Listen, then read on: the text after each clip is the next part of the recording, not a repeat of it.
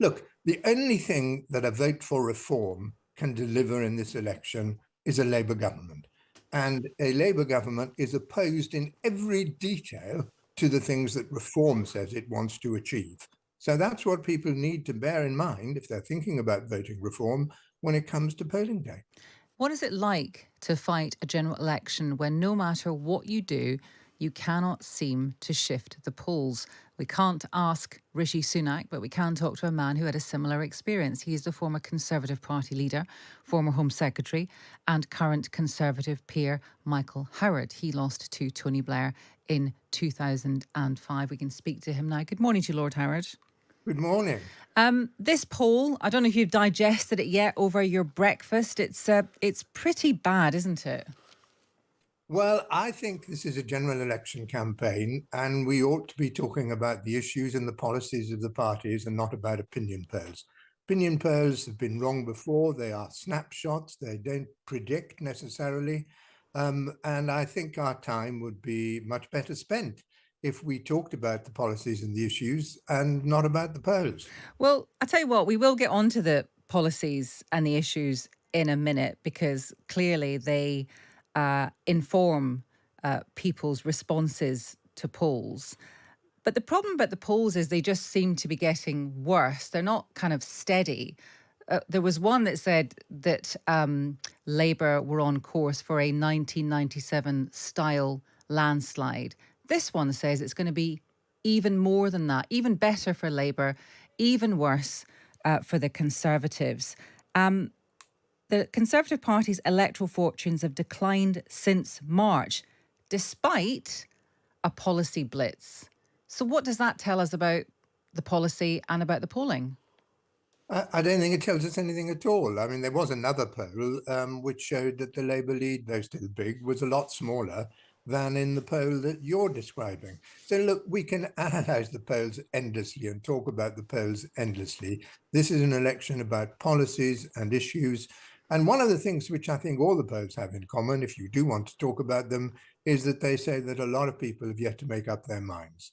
So I think there's still everything to play for, and we should talk about the policies and the issues which might help people to make up their minds. So, which policies do you think might move the dial?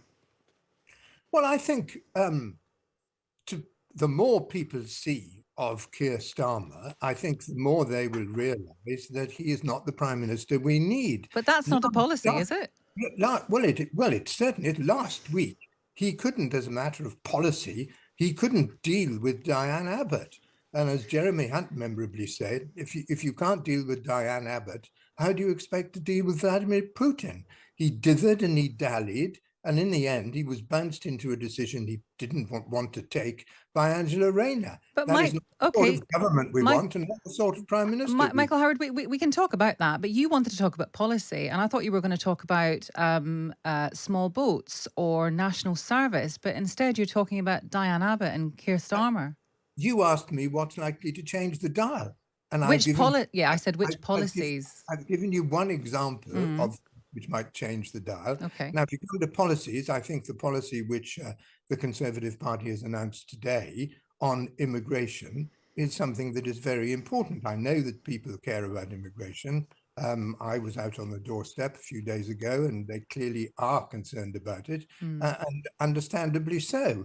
And this is a bold step. It's the first time that a government has proposed an overall cap on immigration, which will be voted on every year by Parliament, mm. which will take into account the recommendations of the Migration Advisory Committee. It's a clear policy, it's a clear plan.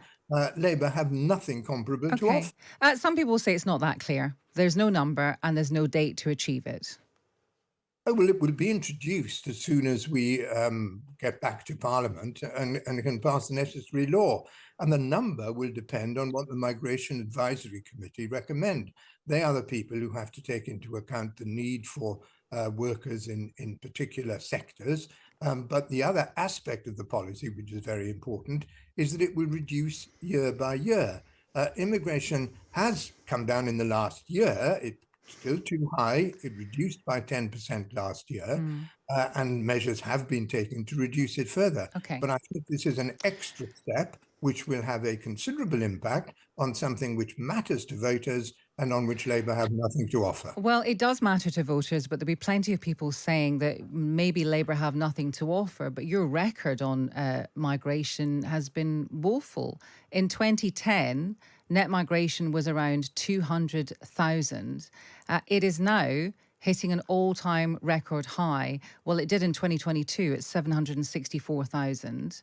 And last year, 685,000. So why should voters trust the Conservatives to deliver on migration? Because those high numbers had special factors which caused them. We had a lot of people coming here from Ukraine. We were quite right to invite them to come. We had a lot of people coming from Hong Kong. So the last few years have been out of the ordinary, and they haven't been typical of what we can expect. We have said that for the future, we're going to put a cap on the number of legal immigrants, and that is a clear plan, as I say. We've set out very clearly how we're going to achieve that.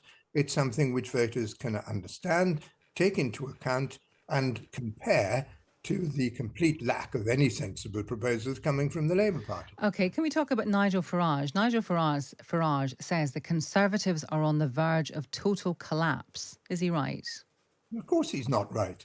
Nigel Farage would say that, wouldn't he? Look, the only thing that a vote for reform can deliver in this election is a Labour government.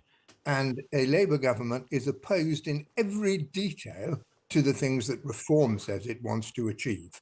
So that's what people need to bear in mind if they're thinking about voting reform when it comes to polling day. Do you think that Nigel Farage, could you ever see Nigel Farage in 5 years as leader of the Conservative Party? No, it is the short answer to that question. Well, we shall see. Thank you very much for talking to us. That is Michael Howard, former Conservative Party leader, former Home Secretary and current Conservative peer, Lord Howard. He says that it will be policies that will define this election, although he did get slightly sidetracked by talking about Diane Abbott for a couple of minutes. The migration policy, the idea of a cap on migration, is announced today by Rishi Sunak, voted on by Parliament, migration coming down to a specific number each year.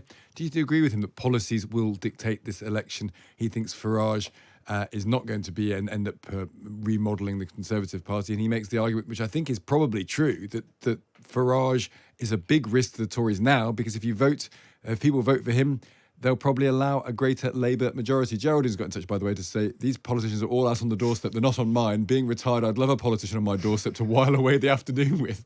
I have questions lined up for them all. So if you're in Nottingham and Geraldine is there, go and have a chat with her. She's got questions for you if you're a politician.